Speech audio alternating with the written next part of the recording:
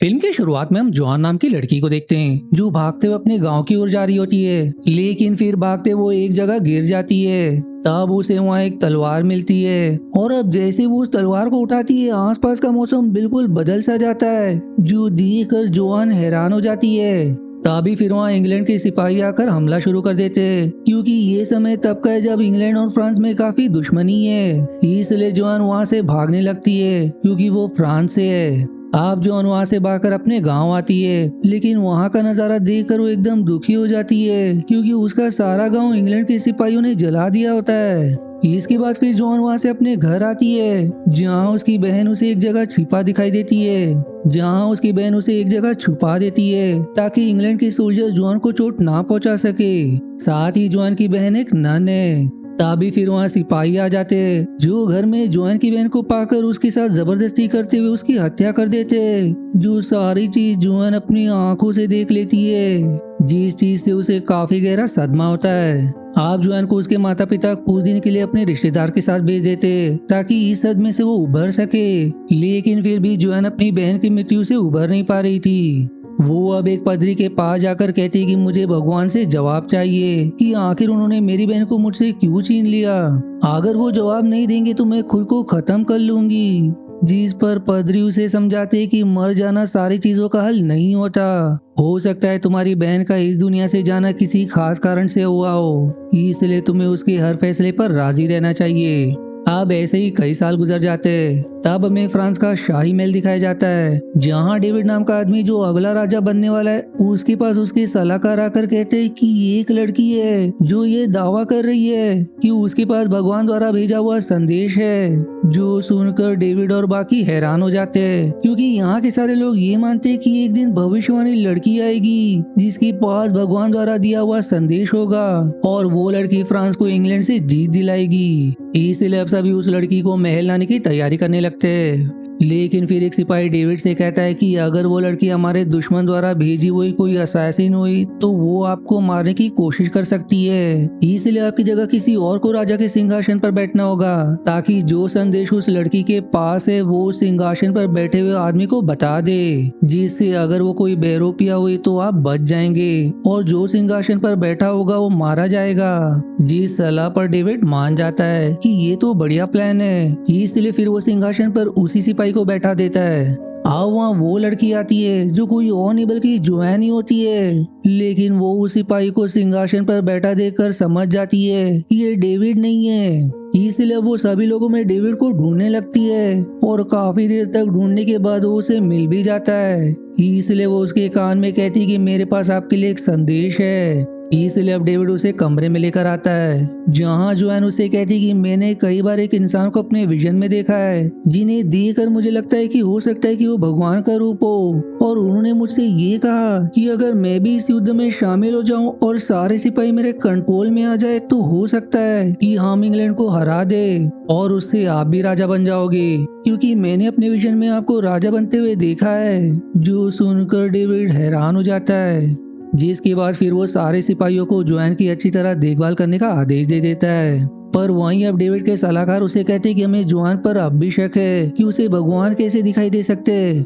और अगर ऐसा है भी तो हमें उसकी वर्जिनिटी चेक करनी होगी, क्योंकि अगर वो एक पवित्र लड़की हुई तो वो वर्जन होगी। जिस पर डेविड मान भी जाता है। आप दरबार में कई सारे महिलाओं को बुलाया जाता है जो जोएन की वर्जिनिटी चेक करेंगे। तब एक बुजुर्ग महिला उसकी वर्जिनिटी चेक करके सभी से कहती कि जोएन वर्जन है। जो सुनकर सभी खुश हो जाते हैं, जिससे फिर उन सभी की उम्मीद और बढ़ जाती है कि अगर जोएन वही भविष्यवाणी लड़की है तो फ्रांस इंग्लैंड को हरा देगा। आप सारे लोगों की अनुमति के बाद जोएन को सेना दे दी जाती है। लेकिन जब जोएन सिपाहियों के पास आती है तो वो सब जोएन को देखकर हैरान हो जाते हैं कि इतने खतरनाक इंग्लैंड के सोल्जर जो फ्रांस के ज्यादातर इलाकों में अपना कब्जा जमा चुके, उनसे लड़कर जोएन कैसे जीत दिलाएगी। लेकिन जोएन उन सभी को हिम्मत करने को कहती है, क्योंकि अगर हिम्मत और भगवान पर भरोसा हो तो सारी चीजें प्राप्त की जा सकती है। जो सुनकर सभी सोल्जर उसके साथ इंग्लैंड से लड़ने के लिए राजी हो जाते हैं। वहीं गांव के लोग जोएन को देवता की तरह मानने लगते हैं, क्योंकि उन्हें पूरी उम्मीद होती है कि जोएन को भगवान ने भेजा है जो दुश्मनों का खात्मा करके उन्हें आजाद दिलाएगी। इसके बाद फिर सारे सिपाही प्लान बनाने लगते हैं कि वो कैसे इस हमले को जीत सकते हैं। यहाँ वो जोआन को बताते कि काफी सारे इलाकों पर इंग्लैंड के लोगों का कब्जा है, यहाँ तक कि उन्होंने राजधानी पर भी अपना कब्जा कर लिया है। अगर हम उन्हें वहां से भगाने में सफल रहे तो समझो फ्रांस जीत गया। जिस पर अब जोआन कहती है तो देरी किस बात की है, हमें अब भी युद्ध शुरू करना चाहिए। इसके बाद अब वो सभी वहां से एक इलाके में आते हैं जिसे इंग्लैंड वालों ने अपने कब्जे में कर रखा है। तब वहां आने के बाद जोआन सबसे पहले उस इलाके के इंग्लैंड सिपाहियों के लीडर से कहती है कि अपनी हार मान लो और चले जाओ यहाँ से, वरना लोगों के सिर्फ जाने जाएंगे और फायदा कुछ भी नहीं होगा। पर वो लोग जोआन की ऐसी बात सुनकर उसका ही मजाक उड़ाना शुरू कर देते। अब ये देखकर जोआन अपने सारे सिपाहियों को युद्ध शुरू करने का आदेश दे देती है, जिसके बाद देखते ही देखते दोनों तरफ से घमासान युद्ध शुरू हो जाती है और काफी देर तक चलने वाली इस लड़ाई में फ्रांस की जीत होती है, जो देखकर सारे लोग एकदम खुश हो जाते हैं, जिससे अब उनका जोआन के प्रति भरोसा बढ़ने लगता है कि हो ना हो जोआन जरूर भगवान द्वारा भेजा हुआ कोई मैसेंजर है। आप जोआन सिपाहियों को दूसरे इलाके में ले आती है, जहां सिपाहियों की तादाद बहुत ही ज्यादा है और राजधानी के बाद सबसे ज्यादा सिपाही यहीं पर मौजूद है। इसलिए जोआन उन सिपाहियों के लीडर से भी यही कहती है कि मैं तुम्हें एक मौका देती हूँ, तुम सब यहाँ से चले जाओ, वरना सिर्फ जाने जाएंगी और फायदा कुछ भी नहीं होगा। पर ये लोग भी जोआन को ही बुरा भला कहने लगते, जो सुनकर फिर जोआन वहां से अपने सिपाहियों के पास आती है। लेकिन अभी युद्ध लड़ने के कारण सारे सिपाही थके हुए थे, पर फिर जोआन उनकी हिम्मत बढ़ाती है, जिससे उन सभी में जोश आ जाता है और अब वो उनसे लड़ने के लिए तैयार हो जाते हैं, जो देखकर इंग्लैंड के सिपाही भी हैरान हो जाते हैं, क्योंकि उन्हें लग रहा था कि फ्रांस के लोग थोड़ी देर आराम करने के बाद युद्ध शुरू करेंगे, लेकिन उन्होंने तो अभी युद्ध शुरू कर दिया। इसलिए इंग्लैंड वाले भी फ्रांस से लड़ना शुरू कर देते।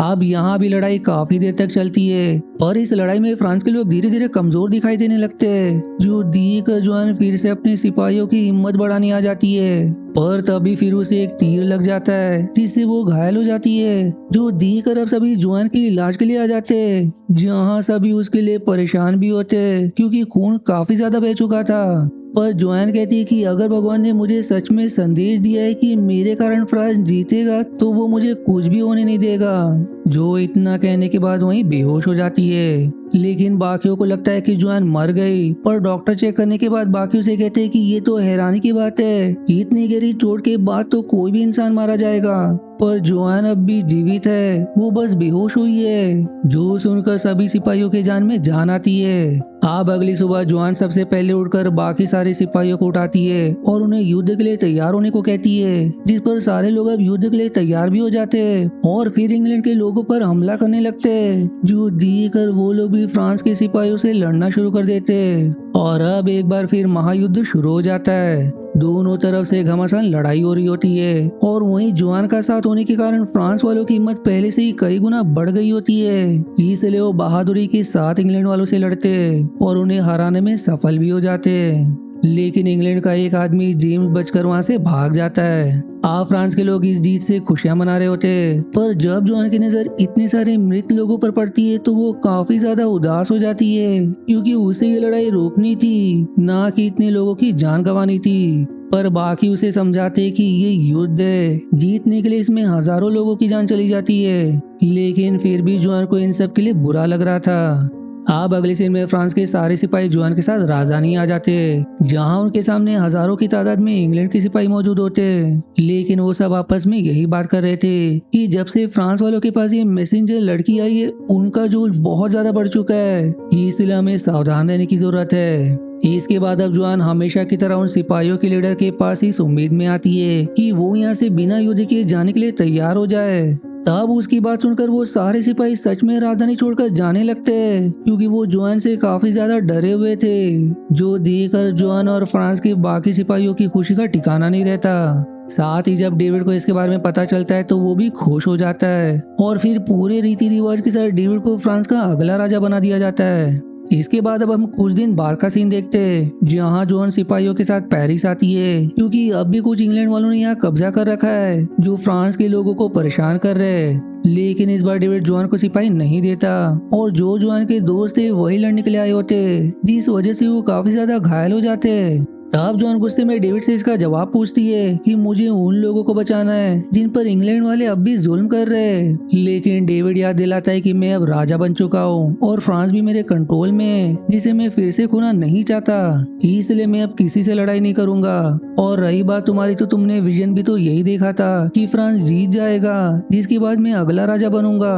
तो तुम्हारा विजन भी सच हुआ, इसलिए अब तुम यहाँ से जा सकती हो। जो सुनकर जोआन को गुस्सा आ जाता है, इसलिए वो डेविड को धमकाते हुए कहती कि फ्रांस तुम्हारा नहीं है, यहाँ के लोगों का है। जो इतना कहकर वहाँ से चली जाती है। आप डेविड अपने सलाहकार और बाकियों से कहता है कि जोआन को दुश्मनों के हवाले कर दो, अब मुझे इसकी कोई जरूरत नहीं, जिस पर वो लोग भी मान जाते हैं। और अब जैसे ही जोआन लड़ने के लिए महल से बाहर आती है, गेट बंद कर दिया जाता है, जिससे बाहर सिर्फ अकेले जॉन ही रह जाती है, जो देखकर अब उसके दोस्त एकदम घबरा जाते हैं। वहीं जोआन को लड़ना भी नहीं आता था, इसलिए सिपाही उसे अपने साथ ले जाते हैं। इसके बाद अब जोआन को इंग्लैंड की अदालत में लाया जाता है, जहाँ कुछ पादरी उसे कहते हैं कि तुम्हारे ऊपर आरोप है कि तुमने सभी को बेवकूफ बनाया भगवान की मैसेंजर बनकर, क्योंकि तुम्हारे संदेश में उन्होंने ये तो नहीं कहा था कि युद्ध तुम्हें लड़ना है। उन्होंने बस इतना कहा था कि तुम अगर सिपाहियों के साथ होगी तो उनकी हिम्मत तुम बढ़ाओगी, जिससे वो जीत जाएंगे।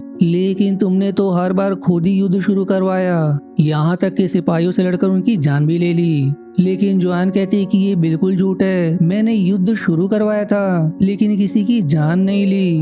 पर कोई भी उसके बात पर विश्वास नहीं करता और उसे जेल में बंद कर दिया जाता है। आप जेल के अंदर जोआन जो सोच रही होती कि उसे उसके थॉट्स एक बुजुर्ग आदमी के रूप में दिखाई देते, जो उससे सवाल करते कि क्या तुम्हें सच में लगता है कि भगवान ने तुम्हें संदेश भेजा? क्या वो इतने कमजोर है कि उन्हें तुम्हारी जरूरत पड़ेगी?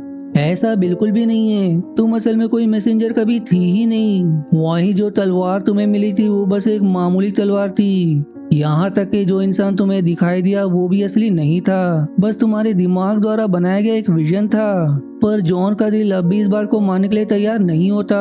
वो जवाब देती कि मैंने युद्ध शुरू किया और काफी ज्यादा गलतियां की, जिस कारण से भगवान मुझसे नाराज है, मुझे उनसे माफी मांगनी होगी।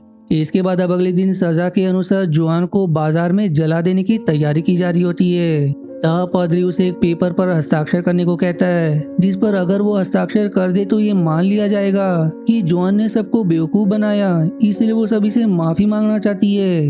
अगर उसने माफी मांग ली तो जोआन को जला देने की सजा रोक दी जाएगी, क्योंकि जो इंसान अपनी गलती समझ गया उसे एक और मौका दिया जा सकता है, जिस पर जोआन उस पेपर पर हस्ताक्षर कर देती है। लेकिन तभी वहाँ उसके थॉट्स वाला बुजुर्ग आदमी आकर उसे कहता है कि तुमने अपना भरोसा भगवान के प्रति हटा दिया, यही कारण से तुमने डर के मारे जीवन को चुना, वरना अगर तुम्हारा उन पर भरोसा होता तो हर बार की तरह वो तुम्हें इस बार भी बचा लेते। जो सुनकर जोआन को काफी बुरा लगता है कि आखिर मैंने ये क्या कर दिया। इसलिए वो पदरी से पेपर लेकर फाड़ने की कोशिश करती है, लेकिन पदरी उसे ऐसा करने से रोक लेता है। इसके बाद अब जोआन जेल में होती है। तब वहाँ जेम्स आता है, जो अपने साथियों के साथ जोआन के कपड़े बदल देता है और फिर वहाँ बाकियों को बुलाकर उनसे कहता है कि जोआन एक जादूगरनी है, जिसने जादू से अपने कपड़े तक बदल लिए। जो जानकर अब इंग्लैंड का राजा जोआन को विज घोषित करते हुए उसे जला देने की सजा सुनाता है। आप सभी के जाने के बाद जोआन खुद से ही ये कहती है कि मैं जानती हूँ कि मैंने युद्ध शुरू किया और कुछ लोगों की जान भी ली, इसलिए मैं भगवान से माफी मांगना चाहती हूँ और शायद इसकी यही सजा है कि मुझे जला दिया जाए, जिसके लिए भी मैं तैयार हूँ। जिसके बाद फिर जोआन को पूरे बाजार के बीच जला दिया जाता है, जिससे मिक्स फीलिंग के साथ ये मूवी यहीं समाप्त हो जाती है। आशा है आपको मेरी एक्सप्लेनेशन पसंद आई। यदि हाँ तो प्लीज वीडियो को लाइक करना और चैनल को सब्सक्राइब करके सपोर्ट करना ना भूलें। मिलते हैं अगले एक्सप्लेनेशन वीडियो में, तब तक के लिए धन्यवाद दोस्तों।